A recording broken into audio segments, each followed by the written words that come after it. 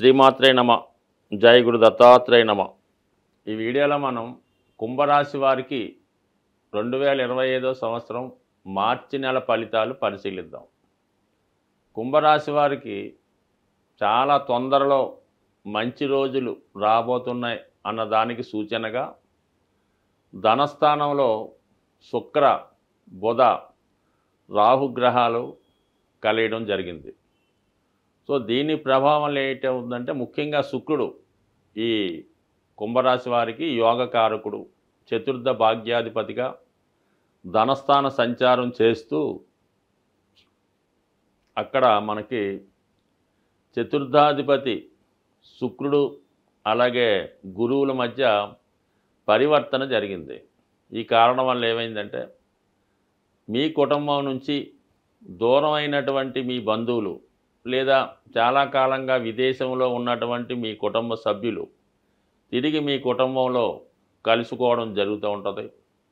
ఎవరైతే స్త్రీలు ముఖ్యంగా మీ అమ్మాయిలు కానీ భార్య కానీ ఇంకొకరు కానీ దూరంగా ఉంటున్నారో వారు మళ్ళా మీ జీవితంలో ప్రవేశించి మీ కుటుంబానికి ఒక గౌరవాన్ని, కాంతిని ప్రసాదించే అవకాశం ఉన్నది. దీనివల్ల తొందరలో మీ కుటుంబంలో జరగబోయే శుభకార్యానికో ఒక గృహ ప్రవేశానికో చాలా సందడిగా ఏర్పాట్లు చేసుకోవడం జరుగుతుంది. ఇక్కడ ఏమైందంటే ధన లాభాధిపతిగా ఉన్నటువంటి గురువు చతుర్థ స్థానంలో ఉంటూ ఇక్కడ శుక్రుడితో పరివర్తన వల్ల మీరు అంటే మీ యొక్క పిల్లలో మీ యొక్క భార్యో మీ కుమార్తె సహకారంతో మీరు ఒక సొంత గృహాన్ని కొనడం జరుగుతుంది.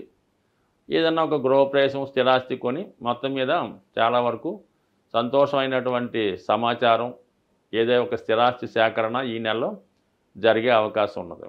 ఇక బుధగ్రహ, శుక్రగ్రహ సంచారం ఎలా ఉంటుందంటే ఎవరైతే విద్యలో వెనకబడి ఉన్నారో, కొన్ని సబ్జెక్టులు పెండింగ్ పెట్టి ఉన్నారో వారు ఇంచుమించుగా ఈ సమయంలో అవన్నీ కంప్లీట్ చేసి మరి తర్వాత కోర్సులోకి ప్రవేశించడానికి కూడా ఈ గ్రహస్థితి అనుకూలించడం జరుగుతూ ఉంది.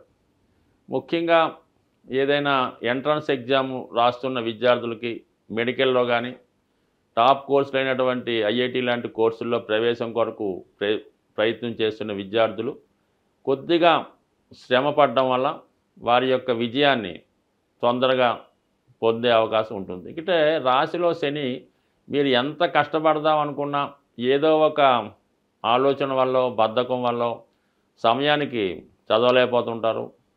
కష్టపడి చదివినప్పటికీ కూడా అది పూర్తి చేయలేకపోతుంటారు. మరి ఇంచుమించుగా ఈ యొక్క స్థితి మీకు ఈ నెలాఖరుతో ఈ శని భగవానుడు కూడా ఈ జన్మశని నుంచి బయటికి వెళ్ళిపోవడం వల్ల మరి విద్యార్థులు చాలా వరకు వారు అనుకున్నటువంటి పరీక్షల్లో విజయం సాధించడం, ఒకవేళ మీకు సీట్ అంటూ వస్తే అది మీరు ఉన్న ప్రాంతంలో కాకుండా అది ఏదైనా దూర ప్రాంతంలో కుటుంబానికి దూరంగా ఉండి హాస్టల్లో చదువుకోవడం అటువంటి జరిగే అవకాశాలు ఉన్నాయి. ఇక దాని తర్వాత ఏంటంటే రాశి అందే శని, రవి సంచారం. దీనివల్ల శని భగవానుడు చాలా కాలంగా జన్మశనిగా ఉన్నప్పుడు కూడా రవి అక్కడ రావడం వల్ల ఏమైందంటే మీకు ఏదైనా ప్రభుత్వ పదవి ఆశిస్తున్న వారికి కానీ ఏదైనా ఒక నామినేటెడ్ పోస్టు పొందామనుకున్న వారికి ఈ గ్రహస్థితి అనుకూలిస్తుంది. అలాగే కొద్దిగా ఆరోగ్య విషయంలో కూడా సడన్గా అస్వస్థకి గురి అవడం కూడా జరిగే అవకాశం ఉంది. కాబట్టి ఎవరైతే వయసులో పెద్దవాళ్ళు అనారోగ్య సమస్యలతో ఉన్నవారు కొద్దిగా ఆరోగ్య విషయంలో శ్రద్ధ తీసుకోవడం మంచిది. యంగ్స్టర్గా ఉన్నవాళ్ళు ఏంటంటే ఏదైనా పదవి దానికోసమో ప్రమోషన్ కోసమో ప్రభుత్వ ఉద్యోగంలో ప్రవేశం కొరకు చక్కగా ప్రయత్నం చేసుకోవచ్చు.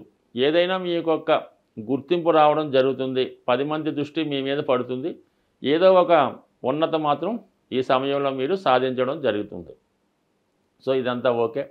ముఖ్యంగా మనకి కుజుడు 5వ స్థానంలో సంచరించడం జరుగుతుంది. అంటే ఎక్కువగా ఈ కుంభరాశి వారికి ఈ కుజగ్రహం పెద్దగా ఉపయోగపడే గ్రహం కాదు. అయినప్పుడు కూడా కర్మకారకుడుగా జీవనోపాధి ఇచ్చే గ్రహం కేవలం కుజగ్రహమే.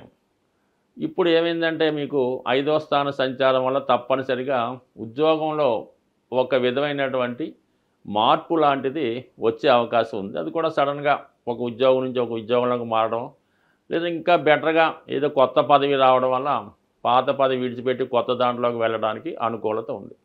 అయితే చాలా వరకు ఇంకా ఈ సమయంలో మీరు ఏదైనా ఈ షేర్ మార్కెట్టు, ఈ స్పెక్యులేషను అటువంటి జోలికి వెళ్లకుండా ఉంటేనే మంచిది. అయితే ఈ సమయంలో మరి మీకు ఈ స్థిరాస్తులు, భూముల యొక్క విలువ పెరగడం వల్ల గానీ, చాలా కాలం క్రితం మీరు ఎవరికన్నా ఆర్థిక సహకారం చేసి ఉంటే వారు ఆ ధనాన్ని మీకు మీ యొక్క అవసరానికి తగు విధంగా ఇచ్చే అవకాశం ఉంది. అలాగే భూములు, స్థిరాస్తులపైన ఆదాయం పెరుగుతుంది. స్థిరాస్తి వ్యాపారం చేస్తున్న వాళ్ళకి చాలా వరకు ఆదాయం పెరిగే అవకాశం ఉంది. అలాగే మీ పిల్లల యొక్క అభివృద్ధి మీకు కొంతవరకు సంతోషాన్ని ఇచ్చే అవకాశం ఉంది. అయినప్పుడు కూడా వాళ్ళ యొక్క ఆదాయం పెరగడం వల్ల మీకు మీ యొక్క సంతానం కూడా సహకరించడం జరుగుతుంది. బట్ ఏదైనా ఇంచుమించుగా మీకు ఒక 5 సంవత్సరాలుగా పడుతున్నటువంటి ఇబ్బందుల నుంచి నెమ్మదిగా బయటపడి కొత్తగా ధన సంపాదన, కొత్త జీవితం ప్రారంభించడానికి ఈ గ్రహస్థితి మీకు చాలా వరకు సహకరిస్తుంది. అలాగే మీకు ఈ నెల 14వ తారీఖు తర్వాత రవిగ్రహం ధనస్థానంలోకి రావడం వల్ల ప్రభుత్వ పథకం కానీ, ప్రభుత్వ ధనం కానీ మీకు మీ కుటుంబానికి వచ్చే అవకాశం ఉంది. ఏదైనా అతి తొందరలో మీరు మీ యొక్క కష్టాల నుంచి బయటపడిపోతున్నారు. ప్రస్తుతం ఈ మార్చి నెలలో గ్రహస్థితి ఆర్థిక పరంగా చాలా ఇబ్బందికరమైన పరిస్థితులు ఏర్పడే అవకాశం ఉంది. దానికి కారణం ఏంటంటే ధనాన్నిచ్చే శుక్రుడు రాహుతో కలిసి ఉండడం, అలాగే గురు శుక్రుల పరివర్తన, ముఖ్యంగా ఈ వృషభ రాశి, మీనరాశి ఈ రెండు కూడా శుక్రుని యొక్క స్వక్షేత్రం, ఉచ్చక్షేత్రాలు అవ్వడం వల్ల శుక్రగ్రహం లక్ష్మీ అవతారంగా భావించడం జరుగుతూ ఉంటుంది. కాబట్టి మరి ఈ ప్రభావంలో ఏంటంటే కొద్ది ఫైనాన్షియల్ టైట్ ఎక్కువ ఏర్పడుతూ ఉంటుంది. విపరీతమైనటువంటి ధన వ్యయం జరుగుతూ ఉంటుంది. దీని నుంచి బయటపడాలంటే ప్రతి ఒక్కరికి కూడా ధనం అవసరం. కాబట్టి కొద్దిపాటి రెమెడీ అమ్మవారికి చేయడం వల్ల చాలా వరకు మీరు ఆర్థిక పరమైనటువంటి సమస్యల నుంచి బయటపడతారు. ముఖ్యంగా స్త్రీలకి ఈ సమయంలో ఎక్కువ అనారోగ్య సమస్యలు, నిందలు వచ్చే అవకాశం ఉంది. కాబట్టి వాటి నుంచి బయటపడాలన్నా మీరు ఇంచుమించుగా ఈ నెలలో వచ్చినటువంటి ప్రతి శుక్రవారం కూడా అమ్మవారికి స్వచ్ఛమైనటువంటి ఆవు నెయ్యితో దీపాన్ని వెలిగించడం, అమ్మవారికి నైవేద్యంగా తేనె లేదా దానిమ్మ ఫలాన్ని నైవేద్యంగా పెట్టడం వల్ల మీ యొక్క సమస్యలు చాలా వరకు బయటపడే అవకాశం ఉంది. ఇది అవకాశం లేని వారు ఏం చేస్తారంటే ఏదైనా ఒక అమ్మవారి దేవాలయంలో సుమారుగా ఒక 12 తమలపాకులతో ఎటువంటి మచ్చలు లేకుండా మంచి రెడ్ కలర్లో ఉన్నటువంటి దానిమ్మ ఫలాన్ని ఆ టెంపుల్లో అమ్మవారికి ఇవ్వడం వల్ల చాలా వరకు మీకు ఆర్థిక పరమైనటువంటి సమస్యలు తొలగే అవకాశం ఉంది.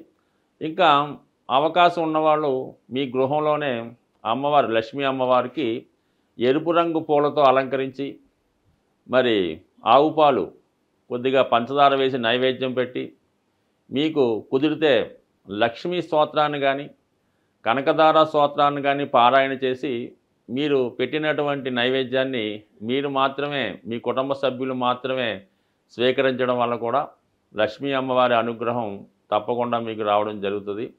ఇంకా ముఖ్యమైన విషయం ఏంటంటే మీరు ఏదైనా ఈ లక్ష్మీ అమ్మవారిని పూజ చేసినప్పుడు లక్ష్మీ స్తోత్రాన్ని కానీ, కనకదార స్తోత్రాన్ని కానీ, శ్రీ సూక్తాన్ని కానీ పారాయణ చేసినప్పుడు కంపల్సరిగా విష్ణు సహస్రనామాన్ని కూడా మీరు పారాయణ చేయవలసి ఉంటుంది. అంత చేయలేని వారు కనీసం శ్రద్ధగా వినడం వల్ల కూడా మీకు అమ్మవారి అనుగ్రహం తప్పగా లభించే అవకాశం ఉంది. కేవలం మీరు విష్ణుమూర్తిని, వెంకటేశ్వర స్వామి రూపంలో ఉన్నటువంటి విష్ణుమూర్తిని ప్రార్థిస్తేనే లక్ష్మీ అమ్మవారి యొక్క అనుగ్రహం, తద్వారా శుక్రగ్రహ అనుగ్రహం మీకు లభిస్తుంది. కానీ కేవలం లక్ష్మీ అమ్మవారిని ప్రార్థించినంత మాత్రాన మీకు ఎన్ని సంవత్సరాలు ప్రార్థించినా కూడా ఆ ఫలితం వచ్చే అవకాశం లేదు. కాబట్టి మరి సూక్ష్మంలో మోక్షం ఏంటంటే విష్ణు సహస్రనామంతో కలిపి చదవడం వల్ల మీకు సంపూర్ణ ఐశ్వర్యం, దాంతో ఆరోగ్యం కలిగే అవకాశం ఉంటుంది. స్వస్తి.